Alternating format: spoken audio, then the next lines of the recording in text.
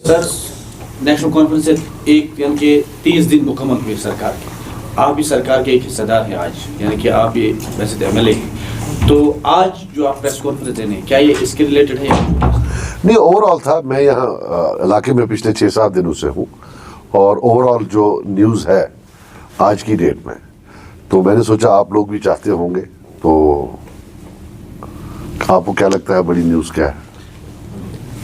National conference कह रही है कि हमने रेजोल्यूशन लाया, स्पेशल स्टेट्स की बात की, लेकिन आप वहाँ पर जो असेंबली में हमेशा आप भी सीख पा रहे हैं कि इन्होंने जो 370 की बात नहीं की, 35A की बात नहीं की, इन्होंने सिंपल एक रेजोल्यूशन लाया था। देखिए, जहाँ तक ये रेजोल्यूशन का मामला है, अब ये जो भी हिज़्ब इख्तिलाफ पार्टियां हैं कश्मीर से, हालांकि 6 ही मेंबर हमें, जिसमें पीपल्स कॉन्फ्रेंस है, पीडीपी है, एआईपी है और एक आज़ाद उम्मीदवार है, हमने वहीं तब पीपल्स रेजोल्यूशन प्रेजेंट किया था जिसमें क्लियर कट था, जिसमें कोई एम्बिग्यूटी नहीं थी, कोई कंफ्यूजन नहीं था कि एक, हम रिजेक्ट करते हैं 5 अगस्त 2019 को, 2 कि 370-35A को वापस लाया जाए। ये क्लियर था उसमें। अब ये सिर्फ हमारा मामला नहीं रहा है, जो इनकी अपनी इत्तेहादी पार्टी है कांग्रेस, वो कह रही है कि उनका 370 से कोई लेना देना ही नहीं है। पार्लियामेंट ने उस पर हतमी फैसला ले लिया है और इस रेजोल्यूशन में 370 कहीं है ही नहीं। स्टेट का जो चीफ है और पूरे हिंदुस्तान के कांग्रेस का जो चीफ है, दोनों ने वो पाला है। आज एक अजीब इत्तेफाक है, 2 पार्टियां हैं जो इकट्ठे हैं इसमें, जो कह रही है कि 370 इसके में है। एक नेशनल कॉन्फ्रेंस और बीजेपी, वो 2 कह रही हैं कि भाई ये 370 के मुताबिक है।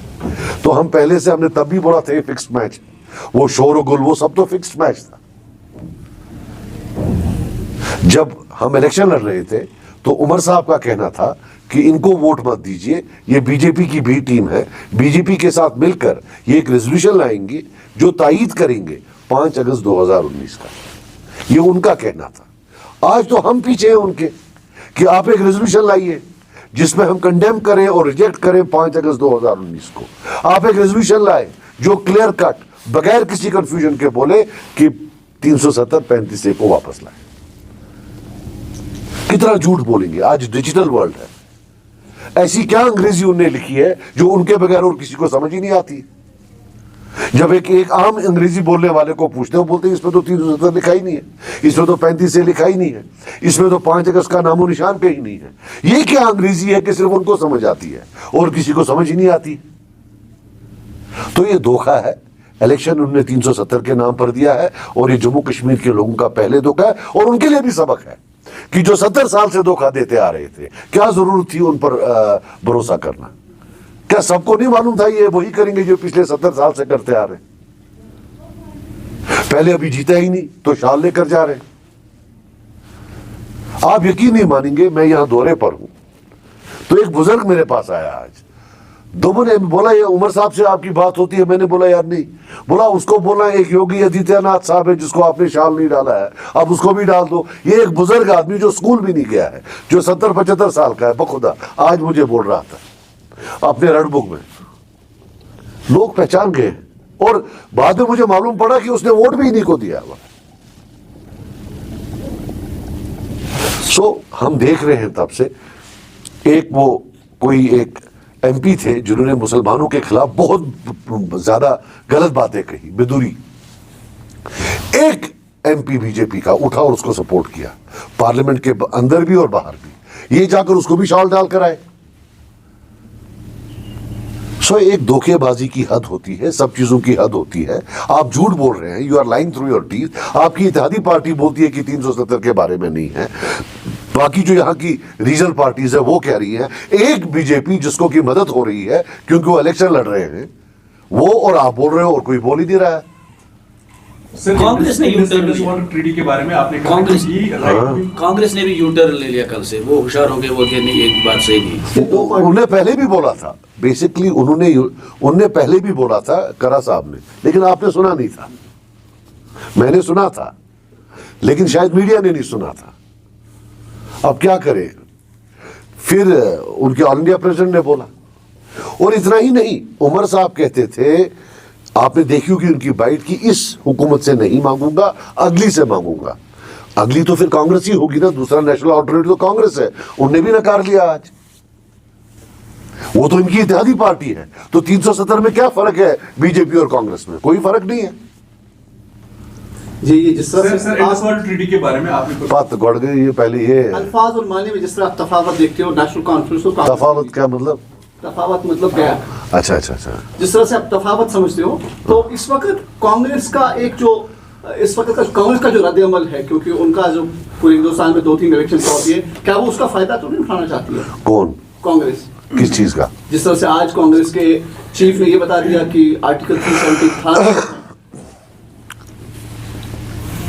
यार नहीं, उसने तो, मैं उसका गवाह हूं, कहां है?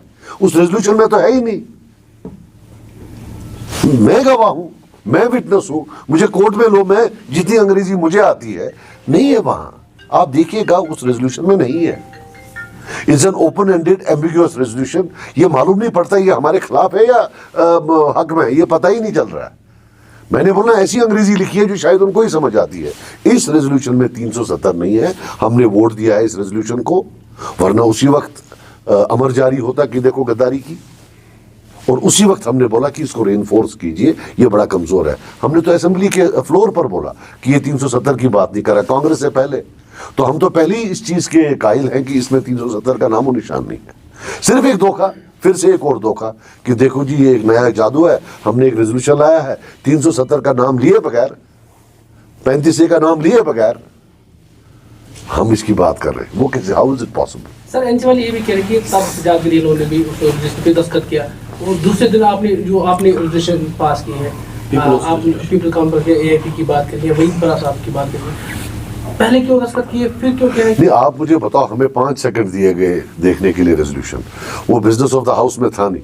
जो ही हमने देखा है कि भाई इसमें ऐसे, हमने बोला अगर ये रेजोल्यूशन है, पढ़ने का 1 मिनट मिला होगा और हमने वोट दिया, बिल्कुल दिया, वरना उसी वक्त होता कि भाई देखो ये तो गद्दारी हो गई। और फिर हमने उसी वक्त बोला कि इसको आप रेनफोर्स करिए, ये कमजोर है बहुत। आगे का लाइमल क्या रहेगा? जिस तरह इन्होंने कहा कि देखिए आप क्या कह रहे हैं कि इन्होंने फिर से आवाम को धोखा दिया, 370 पे वोट लिए, 35A पे वोट लिए, लेकिन रेजोल्यूशन वो नहीं आया, अलग तरीके का वो इन्होंने बना के रखा था। अब जो है आप हिज़्ब इख्तिलाफ के इस वक्त हैं, क्या आने वाले वक्त में आप? नहीं, हम तो सिर्फ उजागर कर सकते हैं। बंदूक से जो गोली निकली है वो तो निकल गई है, वोट जो पड़ना था वो पड़ गया, वो गिन के सीटों के मामले में सारे, ये एक हमारी कौम को भी सोचना पड़ेगा। सर ये हमारी कौम को भी सोचना पड़ेगा। कार्रवाई जारी है, इस बीच लोगों के मसाइल वहाँ पर उजागर करने थे, लेकिन हंगामा राई पहले सेशन में 4 दिन तक लगातार जारी रही, तो आगे क्या रद्द-ए-अमल रहेगा?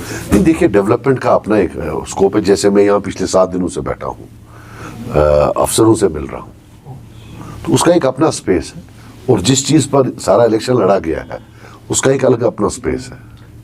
सज्जाद साहब, जिस तरह आपने 5 दिन का असेंबली सेशन रहा, कि जिस तरह आपने वहाँ पे लोगों का दिल जीत लिया, कि काफ़ी ज़्यादा लोगों ने सराहना भी किया है। जिस तरह आपकी पार्टी या अवामी इत्तेहाद पार्टी की बात करेंगे, वही पार्टी PDP की बात करेंगे, उस वक्त से क्या है? अब जब आप बोल रहे हैं दिल जीत रहा, मैं तो मानूंगा ही। सजाद साहब, आप आर्टिकल 370 की रेस्टोरेशन आप कर रहे हैं कि at the same time national conference पे आप तर्ज करते हैं कि वो लोगों को धोखा दे रहे हैं। आप भी इस रेस्टोरेशन मांगते हैं, जो होम मिनिस्टर हैं, प्राइम मिनिस्टर हैं, वो कह रहे हैं कि कोई भी उसको रेस्टोर नहीं कर रहा है। कि आपको नहीं लग रहा है कि आप जो कमिटमेंट कर रहे हैं ये भी लोगों के साथ धोखा? आप मेरी बात सुनिए, मैंने जो तकरीर की असेंबली में, काश आपने सुनी होती, मैंने बोला कि इस रेजोल्यूशन से 370 वापस नहीं आएगा, लेकिन 5 अगस्त 2019 के बाद ये पहली असेंबली है। अगर ये देखा जाए कि रिप्रेजेंटेटिव कैरेक्टर किसके पास था जम्मू कश्मीर में उस 5 अगस्त 2019 के इवेंट्स को एंडोर्स करने का या रिजेक्ट करने का, तो जो नियरेस्ट आते हैं वो ये वाली असेंबली आती है। ठीक है ना? ये हिस्ट्री में एक प्रूफ रहेगा कि जम्मू कश्मीर के लोगों ने इस डिसीजन को एक्सेप्ट नहीं किया है, लेकिन एक majoritarian decision all India level पर आया और जम्मू कश्मीर के डिसीजन को नकार दिया। That is what I have said in the assembly and that's what I am saying now. क्योंकि रोज यही अदलिया नहीं रहेगी। अल्लाह ने चाहा तो हो सकता है कि इनकलाबी अदलिया कल आए, तो याद रखना, लिख लेना, तब ये रेजोल्यूशन काम आएगा। ये जो जला कुटा एम्बिग्यूअस रेजोल्यूशन है, इससे तो किसी काम का नहीं है। अगर आज की असेंबली ने फुल, और ये एक ड्रीम असेंबली थी जहां एक मेजॉरिटी थी उन लोगों की जो उसको रिजेक्ट करना चाहते थे, हो सकता है 10 साल बाद, 15 साल बाद ये रेजोल्यूशन कहीं काम आता, हिस्ट्री में रिकॉर्ड होता कि जम्मू कश्मीर के लोगों की मर्जी के खिलाफ 5 अगस्त जो है के इवेंट्स को जो है उनको इम्प्लीमेंट किया गया था। बाकी आना ना आना, या ये पार्लियामेंट में आए, मैं अभी भी कहूँगा, या अदलिया में आएगा। मैंने अदलिया के जो है जुडिशरी के डोर्स मेरे हिसाब से वो किसी भी मुल्क में कहीं भी हमेशा के लिए बंद नहीं होते। आपके पास हमेशा एक रास्ता होता है जब आपको लगे कि एक अदलिया आई है उस तरीके की जो इनकलाबी जहन की। जिस तरह से इनका मैनिफेस्टो था अवामी सतह पे, उसकी पजीराई भी उस दौर में मिली, जिस तरह से मरकजी, जिस तरह से लोगों ने उसको भर भर के वोट दिए उस मैनिफेस्टो पे, उसमें बिजली पे भी बात हुई, उसमें जो वजीफा था गरीब लोगों का उस पर बात हुई। बहस हिज़्ब इख्तिलाफ में आप हो, तो आप हुकूमत से इस वक्त किस तरह का मुतालबा रखते हो? उन तमाम चीज़ों को कब तक पूरा किया जाए? क्या कोई टाइम लाइन से मांगी जाए? हम वेट करेंगे उसमें, अगला महीना, 15 दिन, 20 दिन की टाइम लाइन दें, कब तक करें, क्या करें। क्योंकि मैंने जो उसको मोनेटाइजेशन की थी, मतलब कि उसको जब हम कन्वर्ट करते हैं इंडियन रुपीस में, तो वो तो 40-50 हज़ार करोड़ आ जाता है। सर एक तो इसी के साथ ये जुड़ा हुआ सवाल है, वो ये कि जो उन्होंने रेजोल्यूशन लाई थी उसमें जो लिखा गया था वो था कि जो पब्लिक रिप्रेजेंटेटिव्स अभी हैं उनके साथ डायलॉग जो इनिशिएट किया जाए। लेकिन जो रेजोल्यूशन आप लोग लाए थे उसमें पहले ये लिखा था कि जो 5 अगस्त को हुआ था उसकी सबसे पहले कंडमनेशन, हाउस है वो कंडम करते। डू यू थिंक कि वो कंडमनेशन जो है एनसी के रेजोल्यूशन में, क्या भी इल्जाम लगा रहे हैं कि वो इसलिए नहीं था कि दिल्ली को भी उतना ही खुश किया जाए जितने लोकल। देखिए, मैं आपको बात बताऊं, जो रेजोल्यूशन एनसी का था जो उन्हें लाया, उसमें किसी की भी बात की हो, लेकिन न 5 अगस्त की बात है न 370 की बात है। अब उन्हें वर्ड यूज एक किया है स्पेशल स्टेटस, वो भी एम्बिग्यूअस किया है, लेकिन कॉन्स्टिट्यूशन में कहीं वर्ड स्पेशल स्टेटस है ही नहीं। अगर है तो मैं माफी मांग लूंगा। सजाद साहब, जिस तरह रूहुल्लाह साहब पहले बात करते थे असेंबली से पहले, उस तरह वो बात नहीं करते थी 370 पे, किस तरह आप वो देख रहे हैं? नहीं, वो तो खैर पार्टी का स्टैंड है, उसमें क्या है वो तो। सर आपने जो एक ट्वीट जो आपने किया था जब उमरुल्लाह साहब हाल ही में दिल्ली में थे, आपने कहा कि इंडस वाटर ट्रीटी को जिस तरह से ये देख रहे हैं वो राइट विंग जो है जिब्रिश है।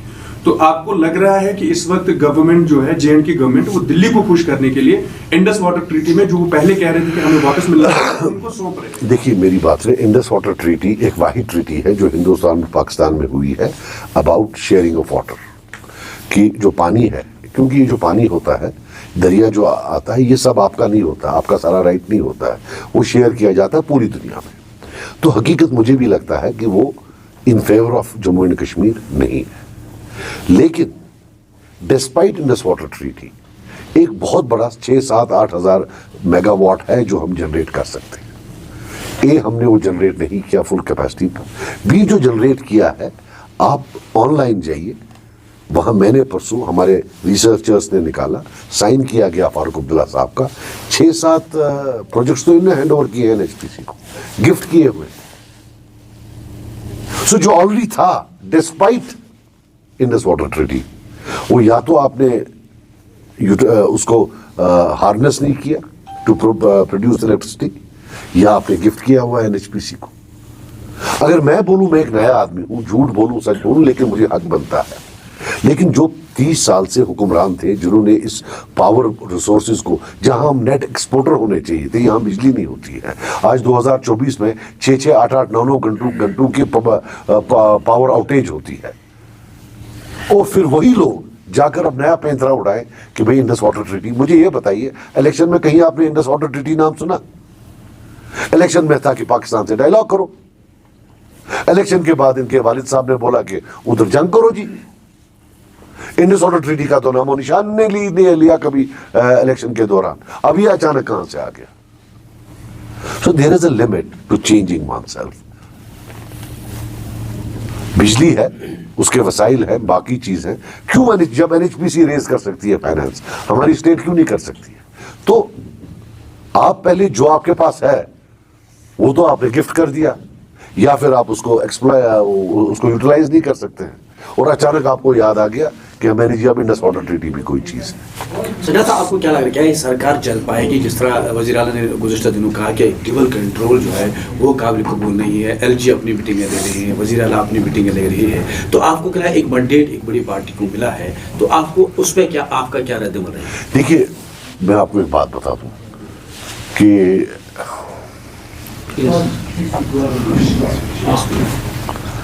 मैं आपको एक बात बता दूं कि बहुत मुश्किल से 6 साल के बाद लोगों को रिलीफ मिला है और एक असेंबली आई है। छोटा मोटा लोग एटलीस्ट अपनी दिल की भड़ास निकाल लेते हैं, थोड़ा गुस्सा हमसे कर लेते हैं एमएलए से कि वो नहीं हुआ, ये नहीं हुआ, तो एक सिस्टम चला है। कुछ भी हो, ये सिस्टम रहना चाहिए। जहां तक ड्यूअल कंट्रोल का सिस्टम है, जो इज्जत है असेंबली की, वो हर it is the onus of maintaining the respect of the J&K assembly is on every assembly member. मैंने ये वहां भी बोला और आज भी बोला, असेंबली में भी। The most important thing is, जिस दिन ये लोग खुद हर असेंबली मेंबर की इज्जत करेंगे, इस इंस्टीट्यूशन की इज्जत करेंगे, तो शायद इनको दिल्ली से भी इज्जत मिलेगी। More than any time it's very important today कि वो पार्टीबाजी साइड पे रखकर इस इंस्टीट्यूशन की इज्जत करें। जब वो खुद इस इंस्टीट्यूशन को, जो छोटा पावर उनको दिया गया है इस पावर शेयरिंग में या ड्यूअल कंट्रोल में, जब वो अपने अपोनेंट्स के खिलाफ एज अ स्टिक यूज करना चाहते हैं, व्हाई डज ही एक्सपेक्ट कि वो उनको ड्यूअल कंट्रोल से छोड़ देंगे? I think the power to end this dual control lies by taking along everybody and creating a movement कि साहब हमें अपनी स्टेट वापस दे दो। But it can't be done by putting shawls. Shawl डालने से कुछ नहीं होगा।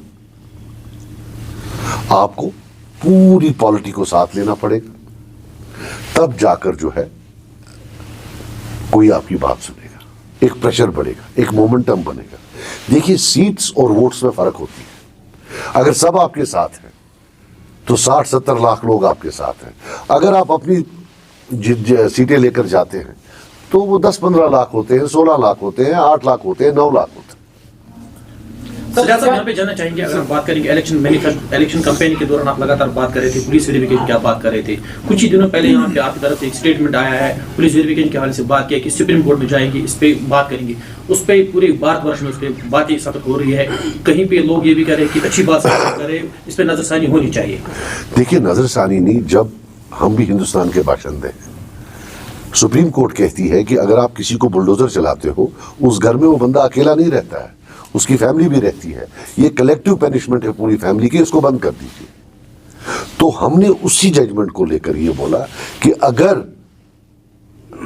आप एक बंदे की वजह से 50 या 60 बंदों को बोलते हो आपको भी हम पुलिस वेरिफिकेशन सर्टिफिकेट नहीं देंगे, और आज पुलिस वेरिफिकेशन सर्टिफिकेट न देने का मतलब होता है इकोनॉमिकली उसको एक्सक्लूड करना, कि आप नौकरी नहीं कर पाओगे, मुझे लगता है आगे बिजनेस भी नहीं कर पाओगे, आपको पासपोर्ट भी नहीं देंगे, आप बाहर कोई नौकरी भी नहीं करने जाओगे। तो क्या वो कलेक्टिव पनिशमेंट नहीं? अगर उनके राइट्स हैं, अगर ये हक बनता है कि हम कलेक्टिव पनिशमेंट का हिस्सा ना बने, तो क्या वो कश्मीर में नहीं है? और ये जो ये लॉ है, ये कलेक्टिव पनिशमेंट का, ये ब्रिटिश के वक्त होता था। कुछ कम्युनिटीज होती थी जिनको बताया गया था कि भाई ये कम्युनिटीज जो है शायद स्टेट के लिए अच्छी नहीं है, तो उस कम्युनिटी के हर बंदे को प्रिज्यूम किया जाता था कि वो गिल्टी। ये ब्रिटिश रूल में होता था। मुझे अभी एक दोस्त ने उसकी जो डिटेल्स भेजी थी, और वो अभी आज कर रहे हैं without actually implementing it, they are actually doing that. So हम बिल्कुल हम जाएंगे, बिल्कुल हम करेंगे। और एक और चीज ये लोगों को भी पता होनी चाहिए कि ये पुलिस वेरिफिकेशन सिस्टम का मामला जो है कलेक्टिव पनिशमेंट का, ये आज का नहीं है, ये पिछले 20 साल का है, 15-16 साल का। इन सब ने ये यूज किया है कश्मीरी लोगों के खिलाफ। ये यूटिलाइज 99% यूटिलाइजेशन इसकी कश्मीर में। इस वक्त सर एक मिनट, और बीजेपी मतलब इन सरकारों ने क्या किया पिछले 5 साल, इन्होंने एम्बेड बढ़ा दिया। इन्होंने बोला वाई ओनली पासपोर्ट, नौकरी में भी लाओ, किसी की प्रमोशन होती है उसमें भी उससे मांगो, किसी को अब गाड़ी का नंबर चढ़ाना है उसको भी मांगो। इन्होंने हर शोबे में, जिंदगी के हर फैसद में इसको इन किया। लॉ पहले से है, वो भी कश्मीर के लोगों को मालूम पड़ना चाहिए। अभी तो ये बोलते नहीं है in the name of national security, तो कोई कोर्ट जाएंगे तो समन भेजेगा तो मालूम पड़ेगा कब कब से ही शुरू हुआ है ये लॉ। सर जैसे कि जो आपने ये इसके बारे में पुलिस वेरिफिकेशन के बारे में बात की, सुप्रीम कोर्ट ने हाल ही में जिस तरह से कहा कि घर तोड़ना वगैरह जो है वो कलेक्टिव पनिशमेंट है, फिर आपने कहा कि इस तरह से जो है हम लोग भी सुप्रीम कोर्ट जाएंगे। Because you as an individual आपने ड्यूरिंग इलेक्शन कैंपेन भी इसका जिक्र किया कि इसके बारे में हम बात करेंगे। अगर गवर्नमेंट से बाहर थे, हम आर वी एक्सपेक्टिंग इट कि अभी जो है पीपल्स कोर्ट में से आप as an individual supreme court का रूप है बिल्कुल हम जाएंगे, 100% जाएंगे, बिकॉज ये जो पुलिस वेरिफिकेशन का मामला है लोगों को भी मालूम पड़ना चाहिए कि किस किस ने इसका इस्तेमाल किया। जो मतलब it's very important that people know. मैं खुद इस पुलिस वेरिफिकेशन का विक्टिम रह चुका हूं। मुझे खुद डिनाई किया गया है 4 साल पासपोर्ट, वीजा डिनाई किया गया है मेरी स्पाउस को, मेरी वाइफ को। So I know what it means. मुझे कोई प्रिटेंड नहीं करना है, मुझे कोई ड्रामा नहीं करना है, मैं खुद इसका विक्टिम बना हूं। मुझे मालूम है ये कितना, और चूंकि काफी लोग हमारे साथ जो है वो पहले कहीं ना कहीं थे इस जो एक पिछले 30 साल से जो चल रहा था उस मोमेंट में थे। तो I meet many people invariably जिनको रोज ये प्रॉब्लम होती है, जिनकी वजह से उनको नकारा जा रहा है कि आपको पुलिस उनने उनको देखा ही नहीं है, उनके मरने के बाद ये पैदा हुए हैं, but they still have to pay for that and till date nobody is talking about it. हमारे इस बड़े मुल्क में जहां 150-160 करोड़ आबादी है, कोई एक भी नहीं उठ के बोलता है कि यार ये हो क्या रहा है। When there is silence, it's a tacit endorsement. People of J&K have a right to know who stands up for them in the entire country. And as on date, none. आज जिस तरह से देहात में बिजली का मसला बड़ा है, क्योंकि हमारे पास वो रिसोर्सेज नहीं है हम ऑर्डिनरी बिजली यूज कर पाए। अगर जिस तरह से 200 यूनिट का बात की गई है, लेकिन कहीं ना कहीं पे देहात में हमारे यहाँ मीटर्स नहीं है, तो किस तरह से आवाम तक वो बात पहुंचेगी या हुकूमत तक वो बात पहुंचेगी कि आप इस आवाम के साथ वो वादा पूरा कैसे करोगे? कहीं ना कहीं पे हिज़्ब इस्लाम में रहकर आपकी जिम्मेदारी बनती है। देखिए, नेशनल कॉन्फ्रेंस का कहना वो उनका एक्सप्रेस करते हैं कि साहब ये they are playing politics with it. Let us wait, हम वेट करेंगे, ये क्या क्या दें क्या क्या नहीं दें, हम वेट करेंगे, इंतजार करेंगे। मगर आज के डिजिटल वर्ल्ड में we will hold them accountable, that's our job, to every single promise that they have made in the manifesto. Sir, LG साहब ने आज कहा कि हम मार्च में यहाँ पे पंचायत इलेक्शन करेंगे, तो उस पर आप क्या कहेंगे? पंचायत तो मैं बन गया एमएलए, मैं कहाँ लड़ सकता हूँ? सज्जाद साहब 2019 से पहले बीजेपी के क्लेम कर रहे थे कि आर्टिकल 370-35A हर्डल है यहाँ पे मिलिटेंसी को टारगेट कीजिए, corruption, but it is all well alive. तो उस पर आपका क्या कमेंट है? देखिए, मेरी आप बात सुनिए, हर एक के अपने अपने सोच विचार हो सकता है। ये क्यों नहीं कोई कहता है कि 87 की चोरी के बाद, डिनाइल ऑफ डेमोक्रेसी के बाद यहाँ violence I? Is it denial of democracy और आर्टिकल 370? अभी भी कोई सच बोलने के लिए तैयार नहीं है कि लोगों के वोट चुराए गए, लूट किया गया और उसके बाद जो है militancy I. Why this lies? Violence कब आई? 87 के बाद है, उससे पहले तो थी नहीं, सबसे पीसफुल एरिया था।